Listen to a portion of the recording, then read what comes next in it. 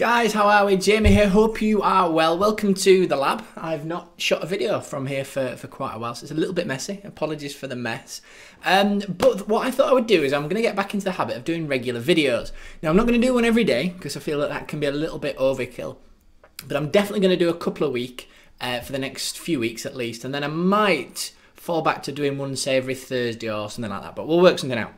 But the point of today's video is last night I sent an email to the list and basically asked people for what it is that they're wanting, kind of the one question and the one thing that I can help with to take their business just kind of up a notch or even up to the next level, depending on what it may be. And I got a few strange email backs, particularly from Ash Campbell, but quite a few people, I'd say around 20, 25 people out of, I think I got about 50 replies, so about half of the replies asked for tips on how to be confident on video or in front of a camera and things. And it's a really good question, and it's one that's kind of an important question, and it can be kind of a difficult hurdle to get over. But once you get over the kind of the little confidence issues thing, you can just churn out the videos. And once you churn out the videos, the more videos you do, the more confident you become and the better your content is and so on. And occasionally I look back on my first few videos on YouTube, and you notice all the things that you're not supposed to do. You know, you look around too much. Looking around a little bit is healthy, but too much is unhealthy and it's distracting. You know, I used kind of all the ums and ahs and and what you need to do eventually when you become really confident and proficient is be conscious and careful of the language that you use, and you can break up language and sentences with natural pauses and with the occasional and elongating certain words. But that's kind of once you kind of get used to the different things and the different little nuances of video, how it puts together. But the two tips that I will leave you with today on how to become confident in front of a camera, I'll pan them out into three. Let me just kind of take this out here really.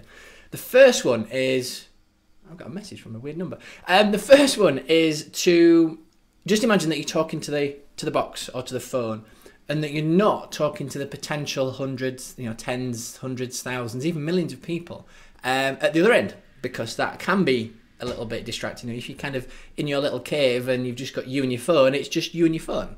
And that's the one little thing to think about, is that you're just kind of talking to almost to yourself in the presence of just your chosen device. The second tip is to be prepared. So that's not to say write out a script of all the different things that you're going to say, but it's sometimes helpful to either go over the video in your head prior to doing the video. Sometimes I might say a few things, either preferably out loud, as daft as that sounds, but you get used to saying them and you get used to your own voice. But you can get used to saying things and you get used to kind of timings and flows. So a little bit of preparation does go a long way. And then the last one is practice.